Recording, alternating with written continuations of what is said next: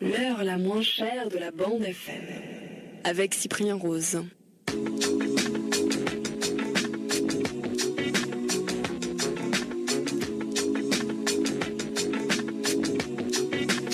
Et bienvenue à vous si vous nous rejoignez maintenant dans l'heure la moins chère de la bande FM, bien calée sur le 95.4 d'RTF à Limoges, ou encore pour ceux qui nous écouteraient sur internet à Limoges et ailleurs, ou ailleurs, rtflimoges.com. Alors on parle régulièrement de culture au sens large dans cette émission, plus souvent de musique, de théâtre, de cinéma, et aujourd'hui de littérature, mais spécifique à la petite enfance, sur des petits livres, petits formats, des moyens formats, avec Laure Philippot. Bonsoir. Bonsoir. Comment allez-vous? Ça va. Bon, pas trop stressé. Un petit peu. Je ne sais pas, il n'y a que 600 millions de personnes qui vous écoutent, à peu près, enfin potentiellement, on va dire, voire plus. Alors vous êtes avec nous parce que vous êtes illustratrice de bande dessinée pour enfants. Ouais, illustratrice jeunesse. Alors on appelle ça jeunesse. Voilà. C'est-à-dire que jeunesse, ça se limite à 5-6 ans, c'est ça? Après on passe à autre chose ou... Bon, après ça dépend, hein. Moi la première à 25 ans, je me fais encore dédicacer des livres pour enfants, mais... Oui, vous.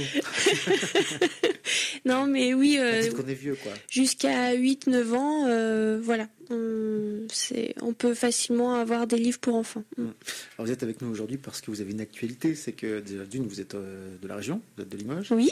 Vous êtes originaire vraiment d'ici? Vous êtes Non, je suis originaire de Chinon. Ah, d'accord, très bien. Vous serez le 2 novembre, donc c'est tout bientôt, hein, le 2, c'est la semaine prochaine. Oui, mercredi prochain. Mercredi prochain, vous serez à Rêve en Page pour une dédicace. Oui. Et puis, quelques jours après, le 5 et le 12 novembre également, du côté de la FNAC, toujours pour une dédicace, et ça se passe les après-midi, si j'ai bien compris. Voilà, c'est ça. De 15h à 19h, pour dédicacer des ouvrages que vous avez illustrés. Alors, il y en a plusieurs, vous êtes venu avec une ribambelle de choses. Oui. Il y a du livre, et puis il y a également de la boîte. On explique un petit peu aux gens qui nous écoutent et qui malheureusement sont obligés d'imaginer ce qu'ils entendent. Cette boîte qui est multifonction, en fait. Oui, en fait, c'est un petit livre qui fait 10 cm par 10 cm avec une petite histoire. Donc là, il y a le coffret de la fée ou les bijoux de la princesse. C'est des petites histoires donc illustrées. Et quand on ouvre le livre, on a une boîte à l'intérieur dans laquelle on peut mettre ses secrets. Et quand c'est posé dans la bibliothèque, on a l'impression que c'est juste un livre, alors que non, il y a les petits secrets qui sont cachés dedans. C'est un objet en plus qu'on pourrait complètement décliner. Enfin, vous parliez de fée, de princesse, mais on pourrait parler de la petite du quartier qui deal à droite et à gauche et qu'elle pourrait planquer son toshi dedans. Pourquoi pas? Oui, c'est sûr qu'en plus avec des illustrations jeunesse comme ça, hein, ça passe incognito. Parfait. Hein. Heureusement, les RG nous écoutent et sont bien au courant du fonctionnement de nos amis illustrateurs également. Alors, moi, l'objet que j'ai en face des yeux, c'est un livre, c'est un peu différent. Pas d'école pour Tinours. Comment vous avez rencontré l'auteur?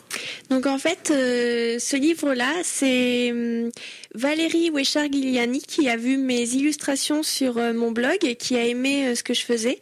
Elle m'a proposé cette histoire d'une petite fille avec un ours.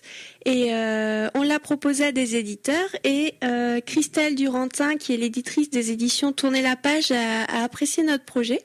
Elle nous l'a un peu recadré pour justement qu'il ait cette cible des tout petits. Voilà, la cible et le format. Voilà, c'est ça. Et puis là, ça va vraiment le but de rassurer les enfants que, au moment où ils perdent leur doudou, voilà, il y a tout un concept dans cette collection qu'elle a ramené, parce que nous, sur notre texte de départ, on n'avait pas le but d'avoir du réconfort pour l'enfant.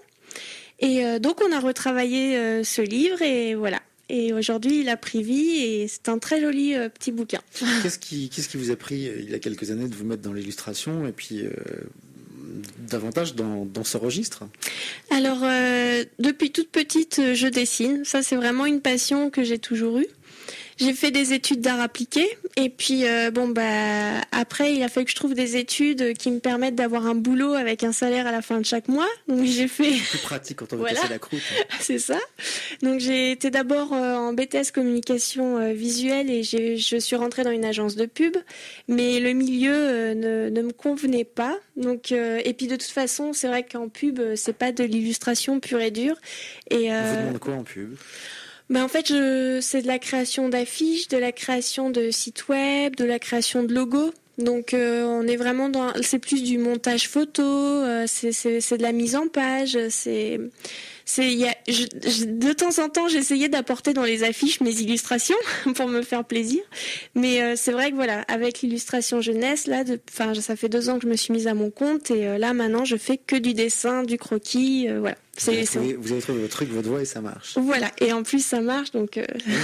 En gros, vous êtes en train de nous dire que les blogueurs peuvent continuer à être blogueurs. On peut. Ouais, les blogs, c'est vraiment un bon débouché parce que tous les auteurs et illustrateurs qui ont un blog, je les vois tous être édités au bout de 2 ans.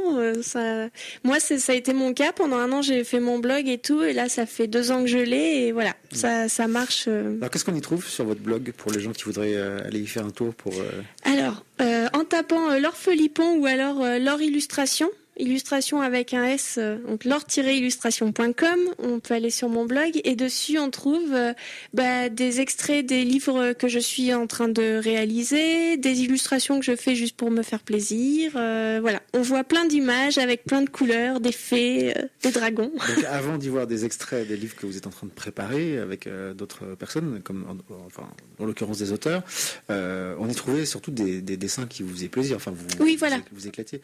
Et mais est-ce que c'est des choses qui avaient déjà l'idée d'une trame, l'idée de faire de la bande dessinée, ou c'était juste comme ça, un dessin posé, un autre posé? Ouais, au tout début, je faisais des peintures. En fait, je faisais de l'acrylique sur toile, je faisais quelques expos. Et j'ai vraiment commencé par ça. Au début, c'était pas vraiment... Si on va au tout début de mon blog, en effet, on voit plus de la peinture avec des collages, tout ça.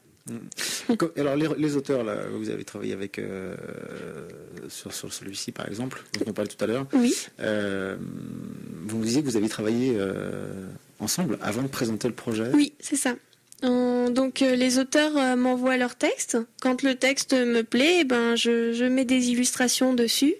Et puis je fais 3 illustrations et ensuite on envoie les illustrations avec le texte à l'éditeur, et si ça lui plaît, on continue, on fait toutes les illustrations et la couverture. Avec ces auteurs, vous travaillez à distance, vous vous rencontrez Alors, on se rencontre sur les salons, du coup, entre autres, il y a le salon de Montreuil à la fin de l'année, au mois de novembre, début décembre.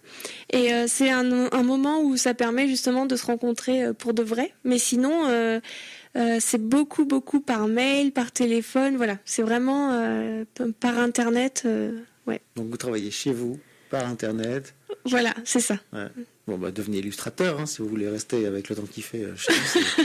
C'est possible également. Dans les projets en cours, vous avez quoi à annoncer? Justement, pour les éditions Tourner la page, je viens juste de... il est encore en cours. J'ai terminé les illustrations, il y a encore des petites choses à peaufiner. Mais pour un livre, donc c'est encore un concept assez intéressant. C'est un livre, en fait, et quand on ouvre... C'est dans un coffret. Quand on ouvre le coffret, ça se déplie en petit théâtre. Et dans ce livre, il y a des petites marionnettes qu'on peut découper et mettre autour des doigts. Et c'est pour permettre aux enfants de continuer l'histoire. Voilà. Et par exemple, dans le mien, ça s'appelle La Maison de la Poupée. Donc c'est une petite fille qui va être projetée dans une maison de poupée. Et en fait, il y aura après les marionnettes de cette petite fille avec des éléments, et on peut faire un petit théâtre. Voilà. Il ne faut surtout pas devenir schizophrène quand on est enfant. Avec vos projets, là, on pourrait devenir un petit peu fou quand même. Mais non, ça fait juste développer l'imagination. C'est entendu. Je rappelle, pour ceux que ça intéresse, vous êtes en dédicace le 2 novembre prochain, c'est-à-dire mercredi prochain, à Rêve-en-Page. C'est quelle rue? Oula. Ah voilà. Je connais pas le nom des rues. C'est juste après la place de la Motte. C'est quand on remonte il y a la Micaline, et en fait, à gauche de la... Vous savez qu'on donne à chaque fois 10 € dans la timbale quand on cite les marques. Oh mince, pardon. Non, mais déjà 20 €. C'est pas très grave. Rêve-en-Page, c'est en plein centre-ville, et si vous cherchez, vous trouverez. Oui, Internet, de toute façon, ils ont un blog, ils ont un site, et sur les pages jaunes, on les retrouve aussi. Et puis, un autre endroit qui est peut-être davantage identifié auprès du grand public, c'est la FNAC, et vous y serez les 5 et 12 novembre prochains. Voilà, c'est également, ça. Les après-midi de 15h à 19h. Je vous ai un petit peu prévenu tout à l'heure. Des fois, je le fais pas, mais là, je l'ai fait. Il y a des questions qui vous sont posées par des personnes qu'on ne voit pas dans le studio. Ce sont des entités, des énergies qui se promènent, qui eux aussi probablement ont lu vos livres, ou pas. On commence avec une dame. Cette dame, vous la connaissez peut-être, ou vous en avez peut-être entendu parler. Elle s'appelle Denise Glaser. Ça vous dit rien? Bon, en tout cas, la voici Je voudrais bien savoir qui vous êtes. Quel est le souvenir d'enfant le plus ancien que vous ayez comme ça présent à la mémoire? 3 ans, 5 ans, 7 ans, et quelle sorte de souvenir avez-vous? On va le faire en 2 fois. Hein. Denise Glaser d'abord, et puis Henri Chapier s'est un petit peu énervé, il a empiété tout de suite sur Denise. Donc, Denise veut savoir qui vous êtes, et Henri voudrait savoir quelle est l'image la plus forte de votre enfance, justement. D'accord. Qui je suis? Une grande enfant. Je pense qu'on l'a dit, hein, Laure Philippon, qui fait des livres et des illustrations jeunesse. Et puis Henri Chapier, mais écoutez, Henri Chapier va vous la poser différemment, il va être plus précis, je pense. Quelle petite fille étiez-vous à l'âge de 7 ans? Une petite fille très réservée. J'avais pas beaucoup d'amis. C'est vrai que c'était assez dur pour moi d'avoir des contacts avec les autres. Du coup, c'est pour ça que j'avais un univers, une imagination débordante. Le fait de dessiner, ça me permettait un peu de me créer tout un univers voilà, d'avoir les personnages étaient un peu vivants avec moi. Les personnages de mes dessins, voilà. Il y avait du monde autour de vous. Voilà, c'est ça. Vous ne voyez pas forcément, mais Henri est toujours avec nous.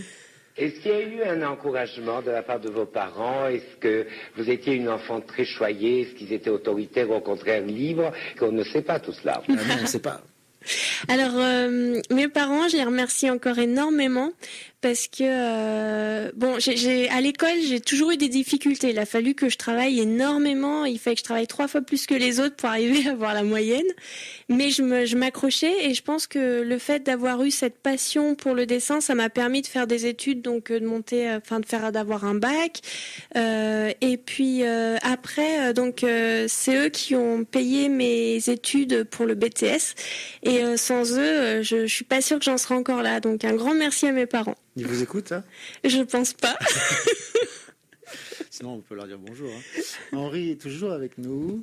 Mais est-ce qu'il y a des secrets, des zones d'ombre, de secrets que vous n'avez jamais abordés vous-même, en tant qu'artiste?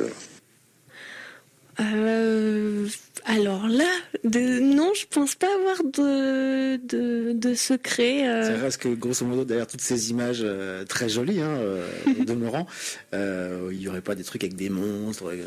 Non, jamais. Ah bah dans Bouhou, oui, il y a des monstres sous le lit.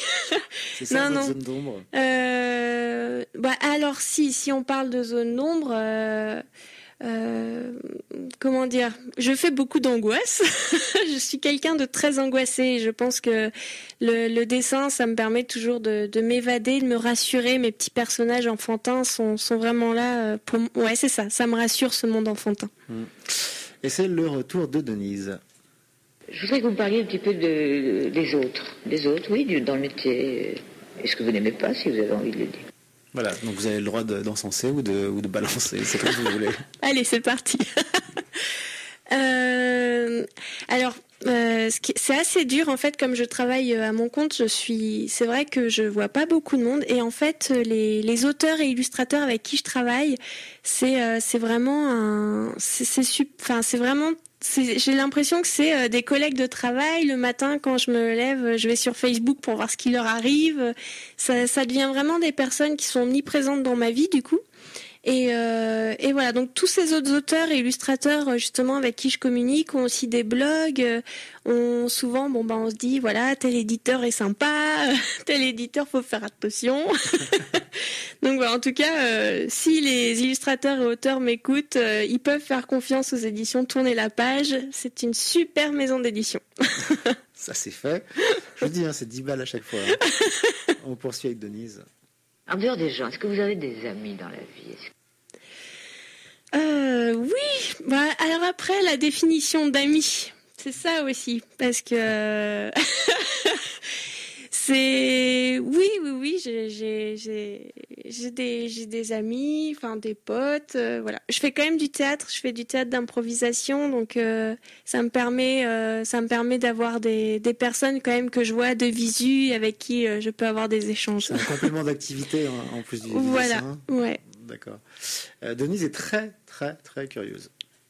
Et quand vous êtes seule chez vous, qu'est-ce que vous faites? À quoi vous vous occupez? Vous faites que du dessin ou... Ouais, alors ça justement, c'est mon problème, c'est que comme je travaille chez moi, j'ai du mal à m'arrêter. Donc le matin, je me lève et j'ai beaucoup de mal à décrocher. C'est quelque chose qui va justement falloir que je travaille un peu parce que j'ai des périodes où je suis à fond et je peux être très fatiguée derrière. Voilà.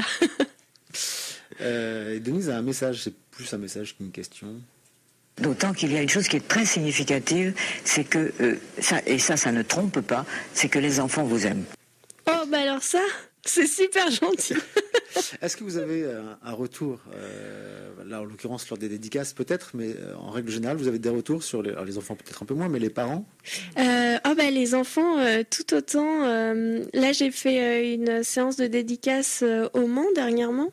Et c'est vraiment merveilleux. Ouais. Puis j'aime beaucoup jouer avec eux. Donc quand je découpe mes papiers, je fais toute une histoire autour de ça pour leur montrer comment parce que là c'était Célestin ne veut pas être seul que je dédicaçais en l'occurrence.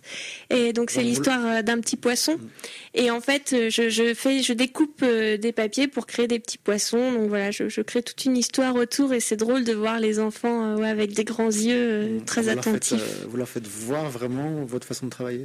Ouais. Là, oui, en général, j'essaye. Bon, après, là, pour tourner la page, c'est des illustrations numériques. Donc, du coup, si je fais des dédicaces, ce sera des croquis. Donc, de toute façon, je fais toujours des croquis à la base. Mais ce sera après avec des crayons de couleur ou des feutres, voilà. Je vous laisse le soin de rappeler les ouvrages qu'on peut trouver en ce moment. Oui, alors, il y a Oubou et les monstres de sous mon lit. Pas d'école pour Tinours, le coffret de la fée, les bijoux de la princesse et Célestin ne veut pas être seul. Et tout ça, c'est chez le même éditeur? Alors, Célestin ne veut pas être seul, c'est aux éditions Les Petits Totems.